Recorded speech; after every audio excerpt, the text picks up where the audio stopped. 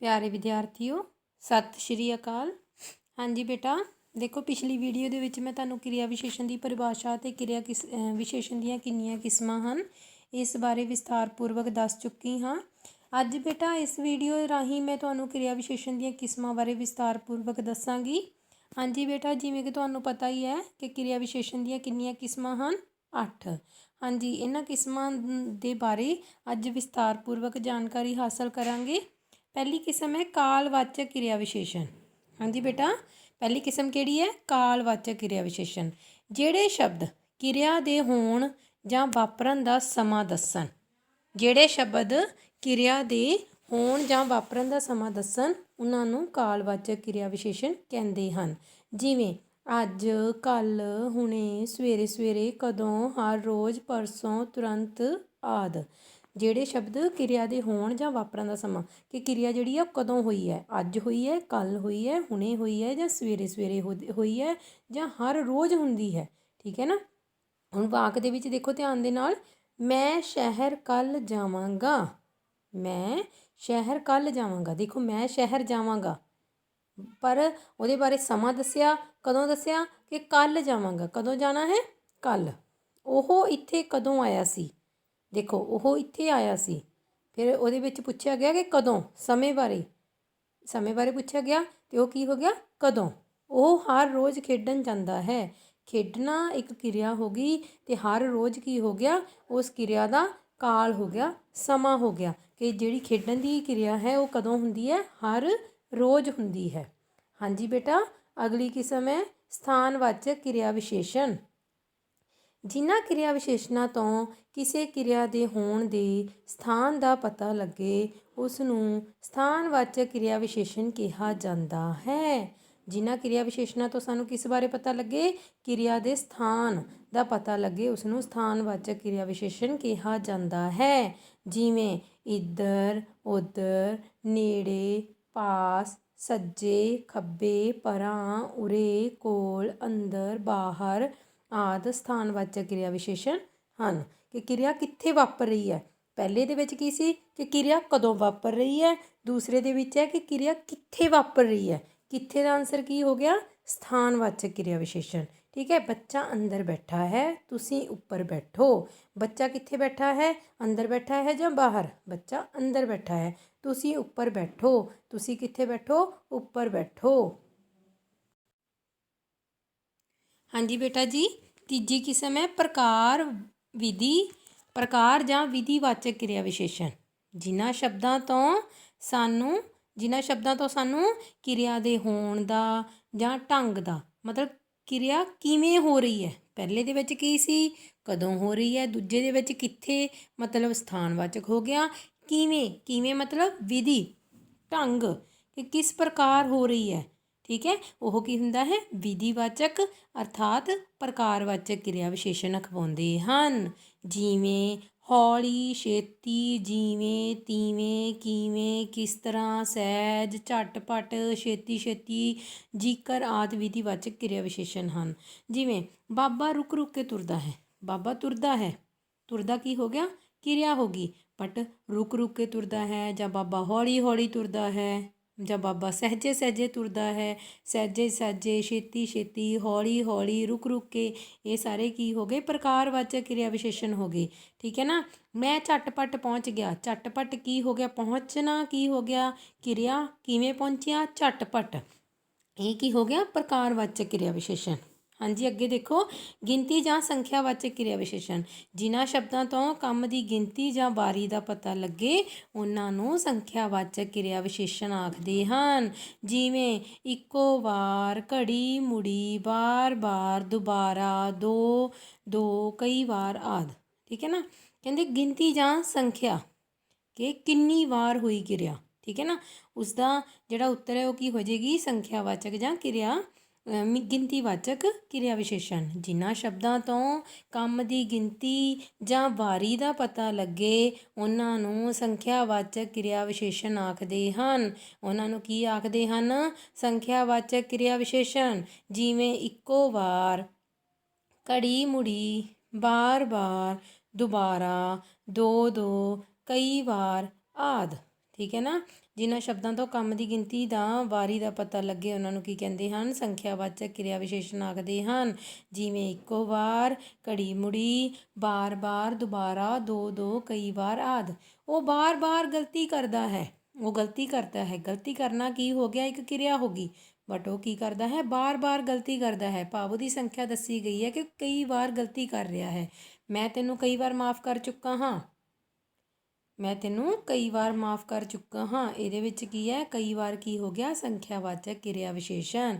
ਅਗਲਾ ਹੈ ਮਿਣਤੀ ਜਾਂ ਪਰਿਮਾਣਵਾਚਕ ਕਿਰਿਆ ਵਿਸ਼ੇਸ਼ਣ। ਮਿਣਤੀ ਜਾਂ ਪਰਿਮਾਣਵਾਚਕ ਕਿਰਿਆ ਵਿਸ਼ੇਸ਼ਣ ਜਿਨ੍ਹਾਂ ਸ਼ਬਦਾਂ ਤੋਂ ਕਿਰਿਆ ਦੀ ਮਿਣਤੀ, ਮਿਕਦਾਰ, ਪਰਿਮਾਣ ਦਾ ਪਤਾ ਲੱਗੇ। ਮਿਕਦਾਰ ਮਤਲਬ ਮਾਤਰਾ ਦਾ ਪਤਾ ਲੱਗੇ, ਉਹਨੂੰ ਕੀ ਆਖਦੇ ਹਨ, ਮਿਣਤੀ ਜਾਂ ਪਰਿਮਾਣਵਾਚਕ ਕਿਰਿਆ ਵਿਸ਼ੇਸ਼ਣ ਕਿਹਾ ਜਾਂਦਾ ਹੈ। ਇਹਦੇ ਵਿੱਚ ਜਿਵੇਂ ਰਤਾ ਕੁ, ਸਾਰਾ, ਅਧੂਰਾ, ਕਿੰਨਾ, ਜਰਾ ਜਿੰਨਾ, ਬੜਾ, ਓਨਾ, ਬਹੁਤ ਥੋੜਾ ਆਦਿ। ਮੈਨੂੰ ਜਰਾ ਜਿੰਨਾ ਨਮਕ ਦੇਣਾ, ਪਤੀਲੇ ਵਿੱਚ ਦੁੱਧ ਕਿੰਨਾ ਕੁ ਹੈ, ਇਹ ਕੀ ਹੋ ਗਏ, ਜਰਾ ਜਿੰਨਾ, ਕਿੰਨਾ ਕੁ, ਇਹ ਕੀ ਹੋ ਗਏ, ਮਿਣਤੀਵਾਚਕ ਪਰਿਮਾਣਵਾਚਕ ਕਿਰਿਆ ਵਿਸ਼ੇਸ਼ਣ ਹਨ। ਮਿਣਤੀ ਜਾਂ ਪਰਿਮਾਣਵਾਚਕ ਕਿਰਿਆ ਵਿਸ਼ੇਸ਼ਣ ਕਿਹੜੇ ਸ਼ਬਦ ਹਨ, ਜਰਾ ਜਿੰਨਾ ਜਾਂ ਕਿੰਨਾ ਕੁ। ਮਿਣਤੀਵਾਚਕ ਕਿਰਿਆ ਵਿਸ਼ੇਸ਼ਣ 3 ਤਰ੍ਹਾਂ ਦੇ ਹੁੰਦੇ ਹਨ, ਕ੍ਰਮ ਬੋਧਕ, ਗਿਣਤੀ ਬੋਧਕ, ਮਾਤਰਾ ਬੋਧਕ। ਕ੍ਰਮ ਬੋਧਕ ਜਿਵੇਂ ਕਿਹੜੇ ਹੁੰਦੇ ਆ, ਜਿੱਦਾਂ ਪਹਿਲਾ, ਦੂਜਾ, ਤੀਜਾ, ਚੌਥਾ, ਪੰਜਵਾਂ, ਛੇਵਾਂ, ਸੱਤਵਾਂ, ਅੰਤਲਾ, ਪਹਿਲਾ, ਠੀਕ ਹੈ। ਇਹ ਜਿਹਦੇ ਵਿੱਚ ਕ੍ਰਮ ਬੋਧਕ ਸਮਝਦੇ ਆਪਾਂ, ਸੀਰੀਅਲ ਨੰਬਰ ਬੋਲਦੇ ਆ ਨਾ, ਸੀਰੀਅਲ ਨੂੰ ਪੰਜਾਬੀ ਦੇ ਵਿੱਚ ਕੀ ਕਹਿ ਦਿੰਦੇ ਆ, ਕ੍ਰਮ, ਠੀਕ ਹੈ। ਗਿਣਤੀ ਬੋਧਕ ਜਿਵੇਂ ਕਈ ਵਾਰ, ਬਹੁਤ ਵਾਰ, 100 ਵਾਰ, ਜਿਹਦੇ ਵਿੱਚ ਗਿਣਤੀ ਦੀ ਗੱਲ ਕੀਤੀ ਜਾਵੇ, ਜਿੱਦਾਂ ਇੱਕ ਵਾਰ, ਦੂਜੀ ਵਾਰ, ਤੀਜੀ ਵਾਰ, ਠੀਕ ਹੈ ਨਾ, ਪਹਿਲੀ ਵਾਰ, 100 ਵਾਰ, ਕਈ ਵਾਰ, ਠੀਕ ਹੈ ਨਾ। ਮਾਤਰਾ ਬੋਧਕ ਜਿਹਦੇ ਵਿੱਚ ਦੱਸਿਆ ਜਾਵੇ ਮਾਤਰਾ ਬਾਰੇ, ਘੱਟ, ਬਹੁਤ, ਥੋੜਾ, ਵੱਧ, ਇੰਨਾ ਆਦਿ, ਠੀਕ ਹੈ। ਅੱਗੇ ਹੈ ਨਿਰਣਾਵਾਚਕ ਕਿਰਿਆ ਵਿਸ਼ੇਸ਼ਣ ਜਿਨ੍ਹਾਂ ਸ਼ਬਦਾਂ ਤੋਂ ਕਿਰਿਆ ਦੇ ਹੋਣ ਜਾਂ ਨਾ ਹੋਣ ਬਾਰੇ ਪਤਾ ਲੱਗੇ, ਉਹਨਾਂ ਨੂੰ ਨਿਰਣਾਵਾਚਕ ਕਿਰਿਆ ਵਿਸ਼ੇਸ਼ਣ ਕਿਹਾ ਜਾਂਦਾ ਹੈ। ਜਿਨ੍ਹਾਂ ਸ਼ਬਦਾਂ ਤੋਂ ਸਾਨੂੰ ਕਿਰਿਆ ਦੇ ਹੋਣ ਦਾ ਜਾਂ ਨਾ ਹੋਣ ਦਾ, ਕਿ ਕਿਰਿਆ ਹੋਵੇਗੀ ਜਾਂ ਨਹੀਂ ਹੋਵੇਗੀ, ਜਿਨ੍ਹਾਂ ਸ਼ਬਦਾਂ ਤੋਂ ਸਾਨੂੰ ਕਿਸ ਚੀਜ਼ ਬਾਰੇ ਪਤਾ ਲੱਗਦਾ ਹੈ ਕਿ ਕਿਰਿਆ ਵਾਪਰੇਗੀ ਜਾਂ ਨਹੀਂ, ਮਤਲਬ ਕਿਰਿਆ ਹੋਵੇਗੀ ਜਾਂ ਨਹੀਂ, ਉਹਨਾਂ ਨੂੰ ਕੀ ਕਿਹਾ ਜਾਂਦਾ ਹੈ, ਨਿਰਣਾਵਾਚਕ ਕਿਰਿਆ ਵਿਸ਼ੇਸ਼ਣ। ਜਿਵੇਂ ਜ਼ਰੂਰ, ਸਤ ਬਚਨ, ਬਿਲਕੁਲ, ਹਾਂ ਜੀ, ਬਹੁਤ ਅੱਛਾ, ਨਾ ਜੀ, ਹਾਂ, ਨਾ, ਆਹੋ ਆਦਿ।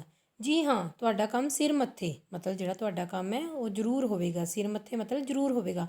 ਨਹੀਂ, ਇਹ ਨਹੀਂ ਹੋ ਸਕਦਾ, ਨਹੀਂ, ਜੀ ਹਾਂ, ਨਾ, ਹਾਂ, ਇਹ ਸਾਰੇ ਸ਼ਬਦ ਕੀ ਹੋ ਗਏ, ਨਿਰਣਾ, ਕਿ ਹਾਂ ਹੋਵੇਗਾ, ਨਾ ਨਹੀਂ ਹੋਵੇਗਾ, ਠੀਕ ਹੈ ਨਾ।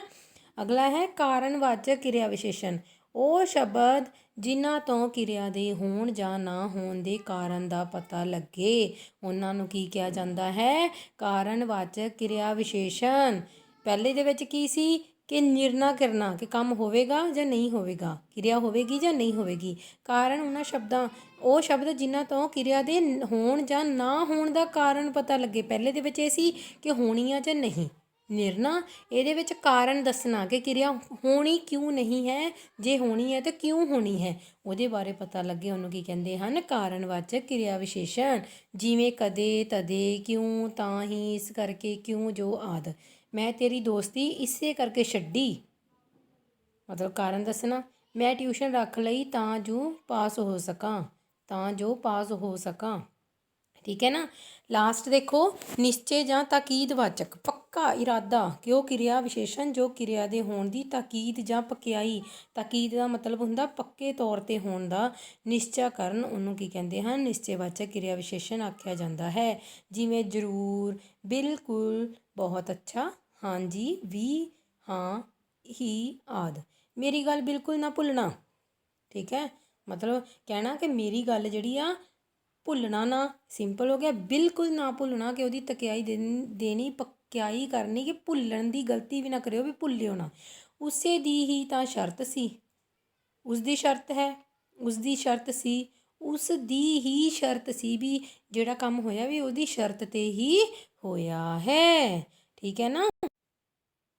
ਹਾਂਜੀ ਬੇਟਾ, ਦੇਖੋ ਕਿਰਿਆ ਵਿਸ਼ੇਸ਼ਣ ਦੀਆਂ ਆਪਾਂ ਕਿਸਮਾਂ ਕਰ ਲਈਆਂ। ਹੁਣ ਇੱਥੇ ਦੇਖੋ ਕਿਰਿਆ ਵਿਸ਼ੇਸ਼ਣ ਦੀਆਂ ਨਾ ਅਵਸਥਾਵਾਂ ਦੱਸੀਆਂ ਆ। ਅਵਸਥਾ ਕਿ ਕਿਰਿਆ ਵਾਪਰਨ ਦੀਆਂ ਕਿਹੜੀਆਂ ਅਵਸਥਾ ਹਨ। ਸਧਾਰਨ ਅਵਸਥਾ, ਪ੍ਰਸ਼ਨਿਕ ਅਵਸਥਾ, ਯੋਜਕੀ ਅਵਸਥਾ। 3 ਅਵਸਥਾਵਾਂ ਹੁੰਦੀਆਂ ਹਨ। ਕਿਰਿਆ ਵਿਸ਼ੇਸ਼ਣ ਦੀਆਂ ਕਿਸਮਾਂ ਕਿੰਨੀਆਂ ਹਨ? 8। ਕਿਰਿਆ ਵਿਸ਼ੇਸ਼ਣ ਦੀਆਂ ਅਵਸਥਾਵਾਂ ਕਿੰਨੀਆਂ ਹਨ? 3। ਸਧਾਰਨ ਅਵਸਥਾ, ਜਦੋਂ ਕਿਰਿਆ ਵਿਸ਼ੇਸ਼ਣ ਕੇਵਲ ਕਿਰਿਆ ਦੀ ਵਿਸ਼ੇਸ਼ਤਾ ਹੀ ਪ੍ਰਗਟ ਕਰਨ ਤਾਂ ਉਹ ਕੀ ਹੁੰਦੀ ਹੈ? ਸਧਾਰਨ ਅਵਸਥਾ। ਜਿਵੇਂ ਘੋੜਾ ਤੇਜ਼ ਦੌੜਦਾ ਹੈ, ਇਸ ਵਾਕ ਵਿੱਚ ਤੇਜ਼ ਸਧਾਰਨ ਅਵਸਥਾ ਹੈ। ਸਧਾਰਨ ਅਵਸਥਾ ਕੀ? ਜਦੋਂ ਕਿਰਿਆ ਦੀ ਕੇਵਲ ਵਿਸ਼ੇਸ਼ਤਾ ਹੀ ਪ੍ਰਗਟ ਕਰਦੇ ਹਨ। ਜਦੋਂ ਕਿਰਿਆ ਵਿਸ਼ੇਸ਼ਣ ਕਿਰਿਆ ਦੀ ਕੇਵਲ ਵਿਸ਼ੇਸ਼ਤਾ ਪ੍ਰਗਟ ਕਰਦੇ ਹਨ, ਉਹ ਕੀ ਹੁੰਦੀ ਹੈ? ਸਧਾਰਨ ਅਵਸਥਾ। ਘੋੜਾ ਤੇਜ਼ ਦੌੜਦਾ ਹੈ, ਇਹਦੇ ਵਿੱਚ ਤੇਜ਼ ਕੀ ਹੈ? ਸਧਾਰਨ ਅਵਸਥਾ ਹੈ। ਪ੍ਰਸ਼ਨਿਕ ਅਵਸਥਾ, ਜਦੋਂ ਕਿਰਿਆ ਵਿਸ਼ੇਸ਼ਣ ਕੇਵਲ ਕਿਰਿਆ ਦੀ ਵਿਸ਼ੇਸ਼ਤਾ ਪ੍ਰਗਟ ਕਰਨ ਦੇ ਨਾਲ ਨਾਲ ਕੁਝ ਪੁੱਛਣ ਦਾ ਵੀ ਕੰਮ ਕਰੇ ਤਾਂ ਕਿਰਿਆ ਵਿਸ਼ੇਸ਼ਣ ਦੀ ਪ੍ਰਸ਼ਨਿਕ ਅਵਸਥਾ ਹੁੰਦੀ ਹੈ। ਜਿਵੇਂ ਤੁਸੀਂ ਕਿੱਥੇ ਗਏ ਸੀ? ਦੇਖੋ, ਤੁਸੀਂ ਕਿਤੇ ਗਏ ਸੀਗੇ, ਇਹ ਪਤਾ ਲੱਗ ਗਿਆ। ਕਿੱਥੇ ਗਏ ਸੀ, ਜਿੱਦਾਂ ਆਪਾਂ ਉਹਦੇ ਵਿੱਚ ਕੀਤਾ ਸੀ ਕਦੋਂ, ਠੀਕ ਹੈ ਨਾ। ਇਸ ਵਾਕ ਵਿੱਚ ਕਿੱਥੇ ਰਾਹੀਂ ਪੁੱਛ ਕੀਤੀ ਗਈ ਹੈ, ਇਸ ਲਈ ਇਹ ਕੀ ਹੈ? ਕਿਰਿਆ ਵਿਸ਼ੇਸ਼ਣ ਦੀ ਪ੍ਰਸ਼ਨਿਕ ਅਵਸਥਾ ਹੈ। ਜਿੱਥੇ ਮਤਲਬ ਕਿਰਿਆ ਦੇ ਨਾਲ ਇੱਕ ਪ੍ਰਸ਼ਨ ਦਾ ਚਿੰਨ੍ਹ, ਪ੍ਰਸ਼ਨ ਵਾਲਾ ਮਤਲਬ ਸ਼ਬਦ ਆ ਜਾਵੇ ਤਾਂ ਉਹ ਕੀ ਹੁੰਦੀ ਹੈ? ਪ੍ਰਸ਼ਨਿਕ ਅਵਸਥਾ। ਯੋਜਕੀ ਅਵਸਥਾ, ਜਦੋਂ ਕਿਰਿਆ ਵਿਸ਼ੇਸ਼ਣ ਦੀ ਕਿਰਿਆ ਦੀ ਵਿਸ਼ੇਸ਼ਤਾ ਦੱਸਣ ਦੇ ਨਾਲ ਨਾਲ ਦੋ ਵਾਕਾਂ ਨੂੰ ਜੋੜਨ ਦਾ ਵੀ ਕੰਮ ਕਰਨ ਤਾਂ ਉਹ ਕੀ ਹੁੰਦੀ ਹੈ? ਯੋਜਕੀ ਅਵਸਥਾ। ਜਿਵੇਂ ਕਿ ਰਾਮ ਖੁਸ਼ ਹੈ ਕਿਉਂਕਿ ਉਹ ਜਮਾਤ ਵਿੱਚ ਪਹਿਲੇ ਨੰਬਰ 'ਤੇ ਆਇਆ ਹੈ। ਜਿੱਦਾਂ ਹੁਣ ਆਪਾਂ ਨਿਸ਼ਚੇ ਵਾਲੇ ਵਿੱਚ ਕੀਤਾ ਸੀ, ਮੈਂ ਟਿਊਸ਼ਨ ਰੱਖੀ ਤਾਂ ਜੋ ਪਾਸ ਹੋ ਜਾਵਾਂ, ਤਾਂ ਜੋ ਕੀ ਹੋ ਗਏ? ਇਹ ਸਾਰੇ ਕੀ ਹੋ ਜਾਂਦੇ ਆ? ਯੋਜਕੀ ਅਵਸਥਾ ਵਾਲੇ ਵਾਕ ਹੋ ਜਾਂਦੇ ਆ, ਯੋਜਕੀ ਅਵਸਥਾ ਵਾਲੇ ਕਿਰਿਆ ਵਿਸ਼ੇਸ਼ਣ ਹੁੰਦੇ ਹਨ। ਅੱਗੇ ਦੇਖੋ, ਵਿਸ਼ੇਸ਼ਣ ਅਤੇ ਕਿਰਿਆ ਵਿਸ਼ੇਸ਼ਣ ਵਿੱਚ ਅੰਤਰ। ਕਹਿੰਦੇ ਉਹ ਸ਼ਬਦ ਜਿਹੜੇ ਨਾਂਵ, ਜਿੱਦਾਂ ਮੈਂ ਤੁਹਾਨੂੰ ਵਿਸ਼ੇਸ਼ਣ ਬਾਰੇ ਪਹਿਲਾਂ ਹੀ ਦੱਸਿਆ ਹੋਇਆ ਆ ਪਿਛਲੀਆਂ ਕਲਾਸਾਂ ਦੇ ਵਿੱਚ, ਉਹ ਸ਼ਬਦ ਜਿਹੜੇ ਨਾਂਵ ਜਾਂ ਪੜਨਾਂਵ ਸ਼ਬਦਾਂ ਦੇ ਨਾਲ ਆ ਕੇ ਉਹਨਾਂ ਨੂੰ ਆਮ ਤੋਂ ਖਾਸ ਬਣਾਉਣ, ਉਹ ਕੀ ਹੁੰਦੇ ਹਨ? ਵਿਸ਼ੇਸ਼ਣ ਹੁੰਦੇ ਹਨ। ਜਿਵੇਂ ਕਾਲਾ ਕੁੱਤਾ ਭੌਂਕਦਾ ਹੈ, ਸਾਡਾ ਮਕਾਨ ਸਭ ਤੋਂ ਉੱਚਾ ਹੈ। ਇਹਨਾਂ ਵਾਕਾਂ ਵਿੱਚ ਕਾਲਾ ਅਤੇ ਉੱਚਾ ਕੀ ਹੈ? ਵਿਸ਼ੇਸ਼ਣ ਹੈ। ਉਹ ਸ਼ਬਦ ਜਿਹੜੇ ਕਿਰਿਆ ਸ਼ਬਦਾਂ ਦੀ ਵਿਸ਼ੇਸ਼ਤਾ ਦਰਸਾਉਣ, ਕਿਰਿਆ ਵਿਸ਼ੇਸ਼ਣ ਅਖਵਾਉਂਦੇ ਹਨ।